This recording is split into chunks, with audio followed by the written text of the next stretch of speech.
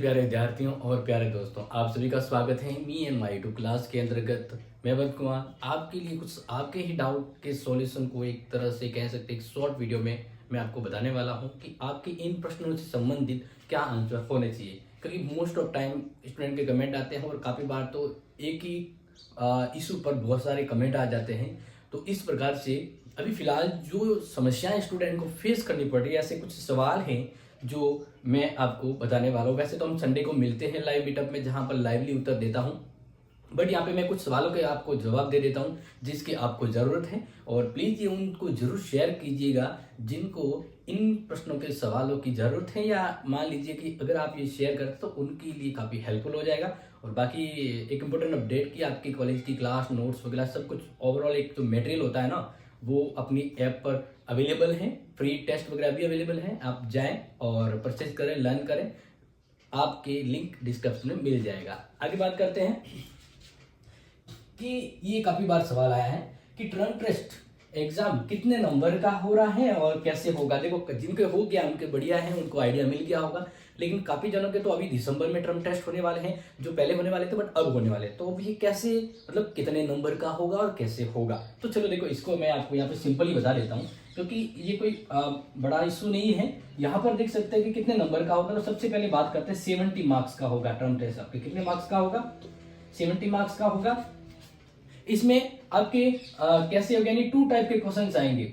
एक तो ए खंड आएगा, एक बी खंड आएगा। ए खंड में आपकी 10 प्रश्न आएंगी, पर प्रश्न 2 नंबर का होगा। 10 प्रश्न आएंगे, पर प्रश्न 2 नंबर का होगा। इस अकॉर्डिंग आपके 20 नंबर का तो ए खंड बन जाएगा। आपके पेपर में 10 प्रश्न ऐसे आएंगे जो 2-2 नंबर के हैं और उसके टोटल मिलाकर 20 नंबर होते हैं, और ये कंपलसरी करना ही करना है। इसके अलावा बी खंड में बात करें, आपके बी खंड में भी 10 प्रश्न आएंगे। बी खंड में भी 10 प्रश्न आएंगे, लेकिन ध्यान रखिएगा कि ये जो 10 नंबर के प्रश्न हैं ये अथवा में होंगे। किस में होंगे? अथवा में होंगे। अथवा में जैसे मान लीजिए ये पहला प्रश्न, ठीक है, पहला प्रश्न जैसे ये जो भी पहला प्रश्न है, फिर यहाँ पे लिखा है या अथवा ये, तो इस प्रकार से दोनों में से आपको एक ही करना है। तो यानी इस प्रकार से देखा जाए तो आपके 10 टोटल प्रश्न आएंगे अथवा में, लेकिन करने कितने हैं आपको? 5 प्रश्न ही करने हैं। करने कितने आपको? 5 करने, और पर प्रश्न है ना वो आपके 10 मार्क्स का होगा। कितने मार्क्स का होगा? 10 मार्क्स का होगा, ठीक है ना, ध्यान रखिएगा। तो इस अकॉर्डिंग आपका ये कितना हो गया? 50। तो अब यहाँ पर देख सकते हैं 20 और 50 70 नंबर का हो गया, ठीक है, ध्यान रखिएगा। अब एक चीज यहाँ पर और कहना चाहूँ, अगर कोई सिस्टम से अगर आपका पेपर बढ़ा रहा है कॉलेज में, तो आपको इसी अकॉर्डिंग पेपर मिलेगा कि आपके एक खंड में जो 10 प्रश्न आएंगे ना, उसमें छोटे छोटे तो पर यूनिट से, टोटल 5 यूनिट होते, तो पर यूनिट से 2 प्रश्न दिए जाएंगे। यानी पहले यूनिट से 2, दूसरी से 2, तीसरी से 2, चौथी से 2, पांचवी से 2, इस प्रकार से हर यूनिट से छोटे छोटे प्रश्न आपके 2-2 मिलेंगे।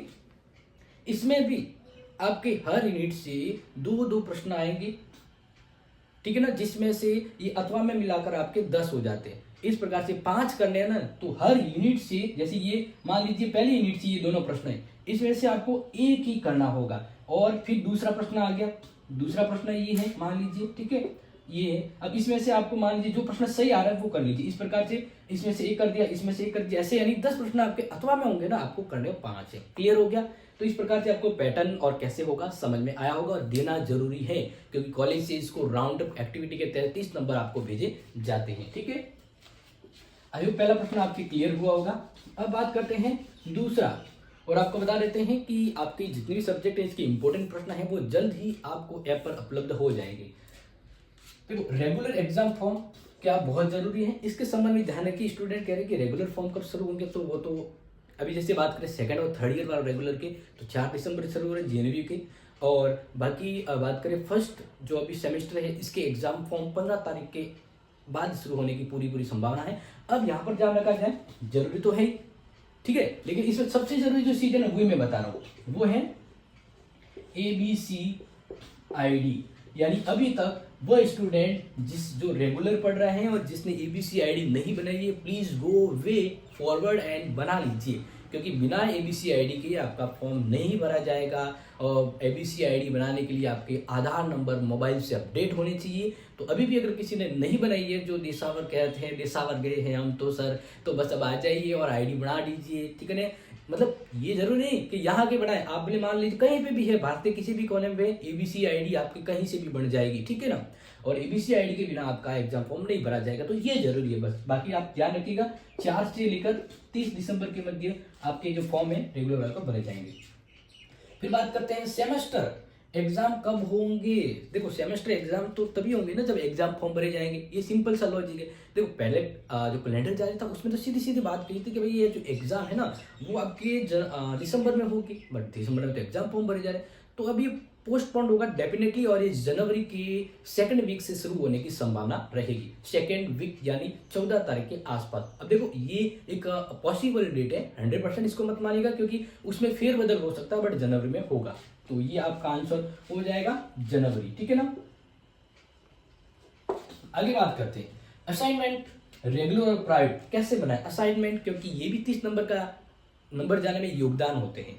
असाइनमेंट का मतलब गृह कार्य, जो मैंने पहले ऑलवेज बताया हुआ है और एक बार वापस आपको बता देता हूँ कि असाइनमेंट है ना वो प्राइवेट वालों के असाइनमेंट और रेगुलर वालों के असाइनमेंट, यहाँ पर देखा जाए तो देखो टर्म टेस्ट वैसे प्राइवेट वालों के नहीं होगा, ठीक है ना, ये जान के, लेकिन रेगुलर प्राइवेट दोनों के असाइनमेंट जरूर होंगे। और असाइनमेंट कैसे होते हैं कि आपको JNV की ओर से, जैसे प्राइवेट वालों के तो JNV की ओर से हर सब्जेक्ट के कुछ प्रश्न दिए जाएंगे, उस प्रश्न को आपको अपनी एक प्रोजेक्ट फाइल जो होती है ना, जैसे आप प्रोजेक्ट फाइल बनाते थे 12th में, वैसी प्रोजेक्ट फाइल बनानी है सुंदर सी, और उसमें आपका नाम, रोल नंबर, आपकी जो कॉलेज है मतलब आपका जो सेंटर है वो, और उस सब्जेक्ट का नाम, इस प्रकार से पहला इंट्रोडक्शन पॉइंट होगा। और फिर बाद में जो आपके जो प्रश्न है उसको लिखकर आपको फिर जो सेंटर है वहां जमा करवाना होगा। इसके प्राइवेट वालों के लिए अभी वो आना प्रोसेस होना जरूरी है, बट ये ऐसे होगा, ठीक है ना। और रेगुलर वालों के असाइनमेंट कॉलेज में ही जमा होंगे और कॉलेज वाले ही उनको प्रश्न देंगे, बस वो करके जमा करने हैं। तो इस प्रकार से आपको असाइनमेंट कैसे बनाने वो समझ में आ गया होगा। फिर है योर कमेंट, यस लास्ट प्रश्न, कोई प्रश्न नहीं, लास्ट प्रश्न है कि अब इस वीडियो को देखने के बाद आपके दिमाग में कुछ कंफ्यूजन है तो प्लीज लास्ट क्वेश्चन आपके लिए है कि आपका क्वेश्चन होगा और हमारा आंसर होगा, क्योंकि यही तो है आप और हमारी क्लास सबसे बेटर क्लास है। क्यों है? क्योंकि यहाँ पर रिप्लाई जल्दी होता है और आपकी हर इंपॉर्टेंट, आपकी हर बात के अकॉर्डिंग ही आप क्लासेज होती हैं। तो please go way forward and like share. Thank you so much and take care.